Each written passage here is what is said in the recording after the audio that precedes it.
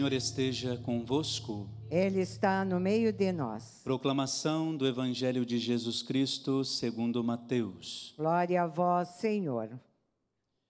Naquele tempo, os discípulos de João aproximaram-se de Jesus e perguntaram: por que razão nós e os fariseus praticamos jejuns, mas os teus discípulos não? Disse-lhes Jesus: por acaso os amigos do noivo podem estar de luto enquanto o noivo está com eles? Dias virão em que o noivo será tirado do meio deles. Então, sim, eles jejuarão. Meus irmãos e irmãs, palavra da salvação. Glória a vós, Senhor. Podem sentar-se um instante. Nós temos na nossa liturgia de hoje uma palavra muito comum, palavra igual, né? Tanto em Isaías quanto no Evangelho de Mateus, que é a questão do jejum, que é uma das práticas, eu diria, muito importantes na nossa igreja, principalmente nesse tempo da Quaresma. É claro que o jejum ele não é uma exclusividade da Quaresma, ele de fato ali tem um sentido muito especial. Mas ao longo de todo o ano, de acordo com os acontecimentos da sua vida, você pode, de fato, praticar o jejum, como até mesmo uma arma contra aquilo que é mal. Muitas pessoas praticam o jejum de diversas maneiras, não é? Em diversas ocasiões.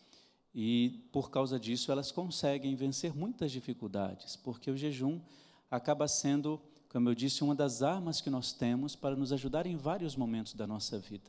Até mesmo para conseguir emprego, até mesmo em várias situações. Quando a pessoa está passando por um momento difícil, de uma doença ou de um problema na família, muitos recorrem ao jejum para isso. Mas nós, de maneira muito especial, tratamos do jejum no tempo da Quaresma. E, de fato, ele é uma prática que a gente até começa a entender como uma virtude na nossa vida, porque ele eleva a nossa espiritualidade e nos dá a compreensão exata de o quanto nós podemos ser donos do nosso próprio corpo, da nossa vontade, daquilo que nós entendemos que vai nos levar até Deus.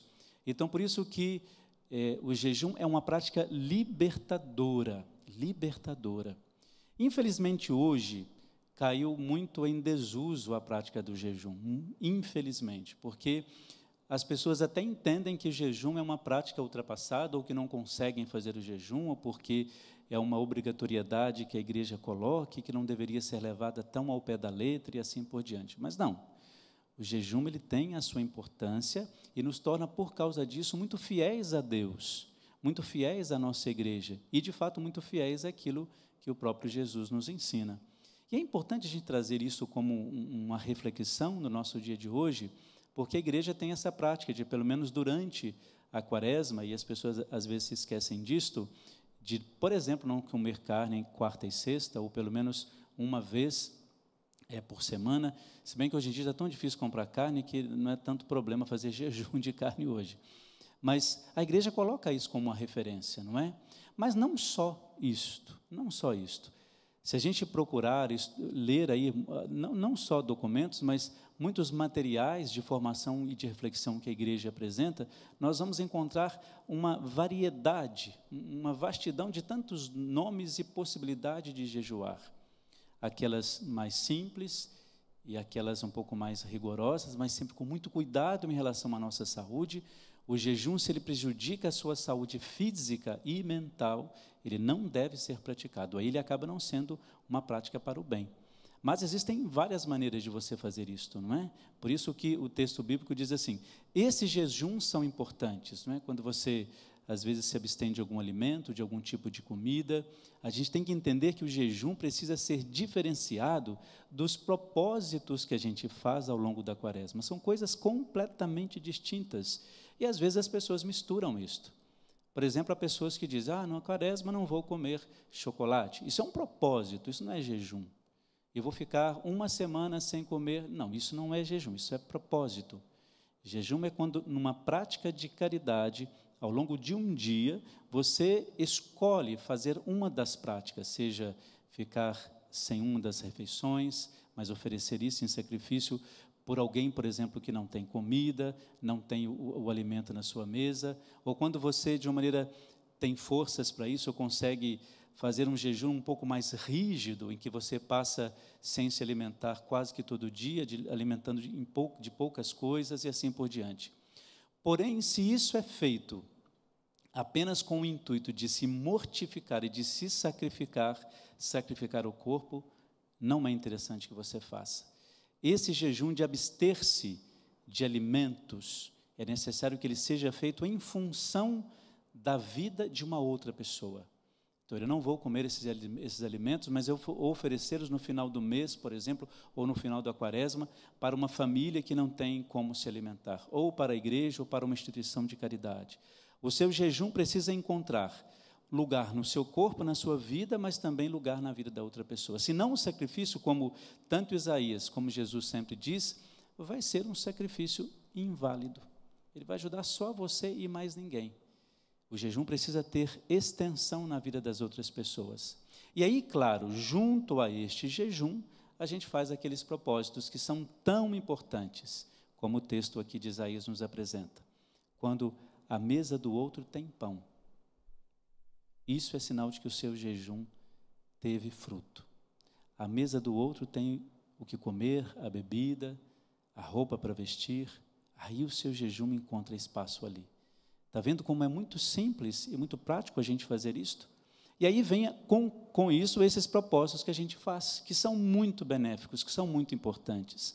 Quando você, por exemplo, diz, olha, ao longo da quaresma eu não vou tomar refrigerante, você está dizendo para você assim, você consegue realizar isto. Eu tenho domínio sobre o meu desejo e sobre a minha vida. Eu tenho domínio sobre aquilo que eu quero, aquilo que eu posso. A velha história que Paulo nos ensina, tudo posso, mas nem tudo me convém que eu faça. E aí depois vem aqueles outros propósitos, que Isaías fala muito bem aqui, né? Só que eu estou traduzindo com as minhas palavras. Às vezes a gente faz aquele jejum tão bonito, né? Olha, eu consegui ficar o dia inteiro sem me alimentar, tomei água e comi um pedaço de pão. Mas a minha língua fez um desastre na vida do outro. Para mim, eu posso estar errado. A igreja pode me corrigir. Mas para mim esse jejum não teve validade. Não teve. Porque jejuar o corpo, fazer com que o corpo sofra, mas a sua língua tem uma extensão tão grande que prejudica e que causa danos na vida do outro, esse jejum não teve validade. Então aí, junto ao jejum, é importante a gente fazer esses propósitos. Olha, eu não vou hoje, enquanto eu faço o jejum, não vou falar mal de ninguém. Difícil às vezes, né? Mas é um propósito, não é jejum especificamente, é um propósito que você faz. Ao longo desse jejum, eu também vou aproveitar e vou ajudar as pessoas. Vou ter um ato de caridade sobre isto. E é importante que a gente, com isso, vai aprendendo que nós vamos amadurecendo a nossa fé. Olha que bonito isso.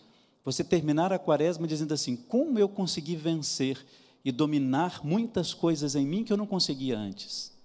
Quantas vezes eu não percebi a necessidade do outro irmão e esse jejum e essa quaresma me ensinou a perceber isso. Então, por isso que eu faço esse convite a você. Pense nisso. Pense que o jejum é uma prática bonita e necessária na nossa igreja. E pense como ele também pode ajudar a tantas outras pessoas. Louvado seja o nosso Senhor Jesus Cristo. Para sempre seja louvado.